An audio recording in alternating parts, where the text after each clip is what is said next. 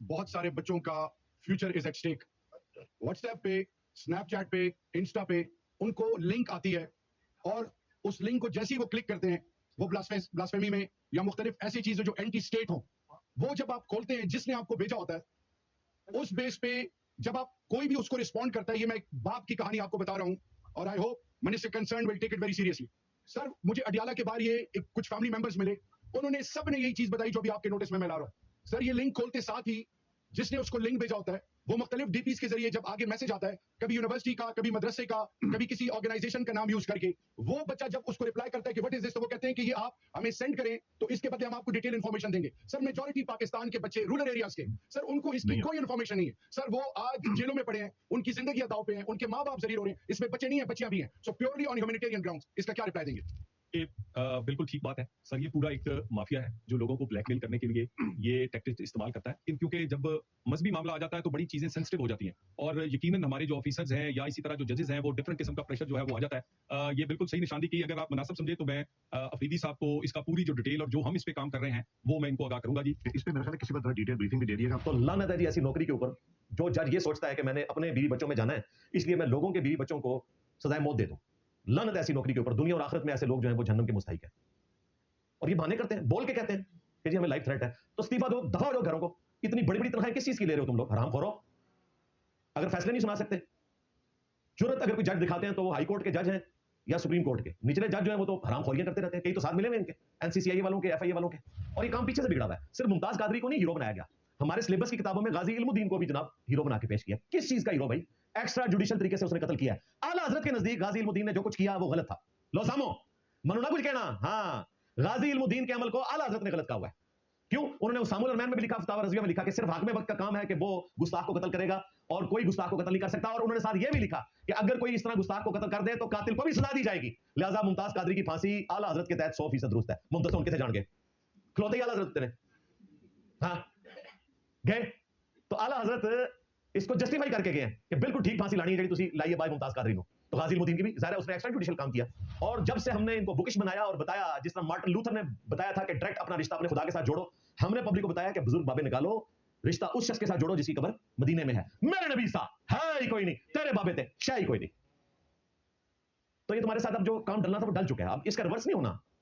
Martin Luther तो छुपता रहा और इसी तरीके से दुनिया से चला गया, लेकिन इतनी बड़ी रेवोल्यूशन उसने बर्पा की कि आज ऑलमोस्ट पौने अरब के करीब लोग, 70 से 80 करोड़ लोग एक बंदे की वजह से एक मकतब फिक्र को अडॉप्ट किए हैं। आपका उस्ताद तो वो मकतब फिक्र भी लॉन्च कर रहा, हम तो कह रहे हैं सारे मुसलमान हैं। मार्टिन लूथर ने तो पोड़ के रखता सी ना सारे। मैं तो कहता हूं कि बरेलवी, देवबंदी, अहलदीस, शिया, सुन्नियों के जितने ऑफशूट हैं, हनफी, शाफी, मालकी, हंबली, सबके सब मुसलमान हैं। सबके पीछे नमाजें पढ़ना दुरुस्त है, सबको चंदे देना दुरुस्त है। हमने अपनी कोई लादा मस्जिद नहीं बनाई, कोई चंदा बुक नहीं बनाई, कोई मदरसा लॉन्च नहीं किया कि कोई मेरे ऊपर ये इल्जाम लगाया कि ये भी जनाब कोई पैरेलल में एक स्कूल ऑफ थॉट कोई लॉन्च करना चाह रहा था। Not at all. सबको मुसलमान मानते हैं, अपनी नमाजें इनके पीछे पढ़ रहे हैं और क्या करें। और इनका अपना हाल यह है कि सारे एक दूसरे को काफिर समझते हैं और फिर भी फिरका होने का ताना मुझे देते हैं। तो मैं अक्सर कहता हूं कि तुम्हारे बुजुर्गों की, तुम्हारे फिरकों की एक गंदगी भी मेरे अंदर मौजूद नहीं है और मेरी एक अच्छाई तुम्हारे अंदर मौजूद नहीं है। और ये कौन सा जिहाद है कि पाकिस्तान में टोकों के ऊपर लब्बई का या रसूलुल्लाह लिखा हुआ है। जनाब ये टोका नहीं होता जो गोश्त काटने वाले, इनके ऊपर लिखा हुआ है लब्बई का या रसूलुल्लाह। ये कौन सा इस्लाम है जी? वमा अरसलनाका इल्ला रहमतल लिल आलमीन। ये हम कहां लिखेंगे अगर आपने टोके के ऊपर लिख दिया लब्बई का या रसूलुल्लाह? ये नबी इस्लाम ने आपको सिखाया कि आपने टोके के ऊपर लब्बई का या रसूलुल्लाह लिखना है और उसके बाद ये टोका चलाना है आपने मुखालिफ फिरके के ऊपर। आज तक किसी बरेलवी के ऊपर 295 सी नहीं कटी। सोचने की बात है, बात तो सही है। ये लगा बात है कि मैंने बरेलवियों के पुराने बुजुर्ग और आज के वो सारे 295 सी कटवा दी थी इंटेलेक्चुअली। मेरे नबी सा है ही कोई नहीं, तेरे बाबे थे शाही कोई नहीं। यानी चिश्ती रसूलुल्लाह, हां शिबली रसूलुल्लाह, सादिक रसूलुल्लाह, ये 295 सी कटी हुई है ना। मेरा झंडा मोहम्मद के झंडे से बड़ा होगा और मोहम्मद तो तमाम अंबिया मेरे झंडे के नीचे होंगे, नाऊज़ बिल्लाह। हां मैं ही मूसा हूं, मैं ही ईसा हूं, मैं ही इब्राहिम हूं, मैं ही मोहम्मद हूं। हां बायजीद बुस्तामी के दावे वो मैंने वीडियो रिकॉर्ड करवा के चैप्टर को क्लोज कर दिया हुआ है। वो वीडियो देख लें। 12 वाले आला हज़रत के 12 कीदे मैंने इनको दे दिए कि आओ वीडियो में जवाब रिकॉर्ड करवाओ। छोड़ो इन चीजों को, आप पब्लिक को आप सेटिस्फाई करो, अपने अवाम को। नबी इस्लाम के मुबारक नाम के ऊपर मुसलमानों को ज़बह करेंगे। छोटे छोटे स्कूल के बच्चों को ये ट्रेनिंग दे रहे थे और हदीस वो बयान कर रहे हैं जो झूठी और जाली हदीस, नबी इस्लाम के ऊपर झूठ बांधा हुआ। सरकार दो आलम सल्लल्लाहु अलैहि वसल्लम ने इरशाद फरमाया क़यामत तक जो बंदा भी नबी के बारे में बात करे, किसी भी नबी के बारे में बात करे, उसको काट के रखे। ये सरकार ने फरमाया। नारा सुना होगा गुस्ताख नबी की एक सदा सरतन सजदा लेजा अपने अंदर रखो कि जेड़ा बंदा भी सरकार के बारे गल करेगा, सरकार दो आलम सल्लल्लाहु अलैहि वसल्लम के बारे गल करेगा तो उनका एक ही हाल है कि आले मन सब नबी या हर सरकार के हदीस से कि ये मन सब्बा नबियन फक्तुलू, मन सब्बा नबियन उसी का नाम फक्तुलूहु, मन सब्बा नबियन, मन सब्बा नबियन। अंदर खड़े हो जाओ, बताओ क्या तुम जालिमों के जुल्म से डर गए हो? नहीं। तो तुम क्या कर सकते हो? हम अपने नबी की इज्जत के लिए मर भी सकते हैं और गुस्ताख रसूल को मार भी सकते हैं। मन सब्बा नबियन, सब्बा नबियन, ताकि नबी की एक सजा, ताकि नबी की एक सजा। माशाल्लाह, ये मेरे गांव के बच्चों का जज्बा है। हम इसके पास पहुंचे हैं और हमने इससे बात करने की कोशिश की है। अस्सलाम वालेकुम। वालेकुम अस्सलाम। क्या नाम है आपका? मोहम्मद अबू बकर। कब से मौजूद हो धरने के अंदर? हफ्ता हो गया। हाँ जी। मनसब्बा नबियन फक्तलूहु का मतलब मेरे आका ने फरमाया क़यामत तक जिन्हें मेरे बारे में बात करे उसको काट के रख दो। फक्तलू देन जावे किससे गुस्ताख नू, रात तक नींद ना आवे गुस्ताख के नबी की एक सदा, सरतन से जुदा, सरतन से जुदा, गुस्ताख के नबी की एक सदा, सरतन से जुदा।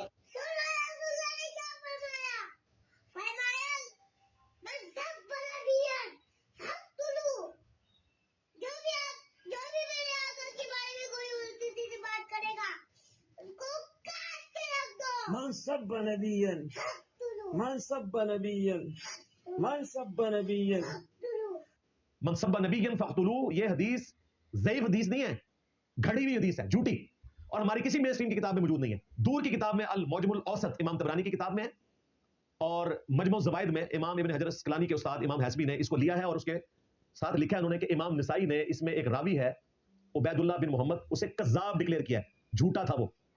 और दौरे हाजिर में हदीस की फील्ड के सबसे बड़े इमाम शेख नासरुद्दीन अलबानी अल मुतवफ़ा 1999 ईस्वी, जो मुहद्दिस आज़म थे सऊदीया में, अल्बानिया से आए हुए थे यूरोप से, आज पूरी दुनिया में हदीस की फील्ड में उनसे बड़ा कोई आलिम नहीं माना जाता। उन्होंने जो ज़ईफ रवायतें एक जगह जमा की, उनमें इसको भी जमा किया, और वो बाकायदा ज़ईफ और मौजू रवायतें घड़ी हुई, और उसमें इसके ऊपर हुक्म लगाया कि ये घड़ी हुई हदीस है, मौजू लिखा, घड़ी हुई रवायत है। मनसब्बा नबिय्यन फक्तुलू, जो नबी को गाली दे उसे कत्ल कर दो। इसका मतलब ये नहीं कि हम कह रहे हैं कि नबी को गाली देनी चाहिए। मैं आपको बता रहा हूं कि नबी इस्लाम के ऊपर झूठा ना बांधे, ये कोई मामूली मामला नहीं है। हमारे स्टूडेंट्स तो जानते हैं कि मैं ये आर्ट से नहीं बोल रहा, हो सकता है कि नए लोग भी ये वीडियो देखेंगे, मैं उनको बता दूं, आप ना समझिएगा कि आज ये अंदर गया तो मैं बोल रहा हूं। मैं कई दफा इस प्लेटफॉर्म से बोल चुका हूं और लाखों लोगों ने मेरी वीडियोस देखी हैं इसी टॉपिक पे, इसी अंदाज में, एक वीडियो नहीं कई वीडियोस। इसीलिए आपने देखा है जो 2 साल पहले बाबा जी का उर्स हुआ था चौक यतीम खाना में, वहां मूंछों वाली सरकार ने सारी तकरीर मेरे ऊपर की थी कि ये 295C में तौबा करवाना चाहता है, ये तो इन्हें मजहब की दफात के खिलाफ है, और हजारों के मजमे में उसने कहा था 1 करोड़ की लकड़ी ये लेके आए, 1 करोड़ की लकड़ी मैं लेके आता हूं, 1 करोड़ की लकड़ी क्या जरूरत है भाई, उधर ही खुद अपने कपड़ों पे आग लगा के तू बच गया तो मैं बरेलवी हो जाऊंगा। फिर कभी कहता है जी इसको मीनार पाकिस्तान पे लाओ, मैंने कहा यार तू मीनार पाकिस्तान से छलांग मार, मीनार पाकिस्तान पे मुनाजरे के लिए था बुला रहा, कह रहा था ऊपर से छलांग मारेंगे, मैंने कहा अकेला मार, तू बच गया तो मैं बरेलवी हो जाऊंगा। आखिर पर मैं एक ऐलान करना चाहता हूँ, गुजारिश ये है कि रात भी यहाँ खिताबात में बहुत सारे लोग ये टच देते रहे कि कभी वो कह रहा है जी ये जो हदीस पाक बाबा जी ने याद करवाई है ये जाली है, कभी कहता है जी हाफिज साहब 295C का कुछ करें, कभी वो कहता है जी उसे गाड़ियों की फिक्र है, ये गाड़ियों की चीज तोड़ रहे हैं, कभी कहता है ये चंदा गेम है, कभी कुछ। हर गुस्ताख के साथ खड़ा होना ये उसका मिशन है, और आपने उसी लाइब्रेरी में उसी एकेडमी में बैठकर ये सारी बातें करना, कभी गाजियों के खिलाफ बकवास करना, कभी तहरीक लब्बैक के खिलाफ, कभी किसी बाबे के खिलाफ, कभी किसी बाबे के खिलाफ, ये आपके सामने बाबा खड़ा है। बार बार ये लोगों को गुमराह करना, बाबा के अकायद गलत रहे, पीर मेरे शाह दौड़ गया था, आप अपने अकायद में अपने आप को सच्चा साबित कर रहे हैं, और पूरी अहले सुन्नत, पूरा इस्लाम, आलम इस्लाम का हर फर्द, हम इन अपने अकायद की पासदारी के लिए मैदान में हाजिर हैं। मैं इस वक्त बाकायमी होशो हवास हूँ, ये इज्तिमा देख के मेरे होश उड़े हुए नहीं, मैं होशो हवास के साथ ही बात करने लगा। चाहे सदर पाकिस्तान सालिस बन जाए, chief justice of supreme court, chief of army staff वो सालिस बन जाए, कोई सालिस बना लिया जाए पूरे पाकिस्तान में, और उसके लिए एक दफा तो मैंने ये कहा था कि मीनारे पाकिस्तान मौजूद है, इस पे चढ़ते हैं और नीचे छलांग लगाते हैं, जो जिंदा बच जाए वो सच्चा है और जो मर जाए वो झूठा है। 1 करोड़ रुपया मैं देता हूं, उसकी लकड़ियां खरीदी जाएं और 1 करोड़ रुपया तुम लाओ, उसकी भी लकड़ियां खरीदी जाएं, और ये 2 करोड़ की लकड़ियों को पेट्रोल डाल के आग लगा दी जाए। जब ये शोले आसमान से बातें करें, कोयले बन जाएं, तो ये सच्चा और झूठा साबित करने के लिए, अपने अकीदे को सच्चा साबित करने के लिए उस आग में मैं भी दाखिल होता हूं और तुम भी आ जाओ। ये आगे चुगाड़ के मेरी मुझ का वट भी सड़ जाए, अगर मेरी मूछ का एक बाल भी जल जाए, हम झूठे और तू सच्चा। और अगर सर से लेकर पांव तक पगड़ी समेत, जूते समेत, बालों समेत कोई चीज न जले, तो फिर हम सच्चे हैं और तू झूठा है। आ जाओ। और मजे की बात बताऊं, मुफ्ती तकी उस्मानी साहब की ऑडियो लीक हो गई थी सुलेमान तासीर के कत्ल के मामले में। वो अपने शागिर्दों में बैठे हुए थे, उन्हें क्या पता था रिकॉर्डिंग हो रही है, बाद में नेट पे चढ़ गई, वो मैं लगा दूंगा इसमें। उसमें खुद मान रहे हैं कि जी फिका हनफी में गैर मुस्लिम अगर कोई गुस्ताखी करे तो उसे कत्ल नहीं किया जाएगा। हनफी मसलक में गुस्ताखी की सजा कत्ल नहीं है, बल्कि कोई भी हाकिम अपने जवाबदीद के मुताबिक जो सजा तजवीज करे वो कर सकता है, समझे ना। इल्ला ये कि मुसलमान हो तो मुसलमान उससे मुर्तद हो जाएगा, मुर्तद की सजा कत्ल होती है।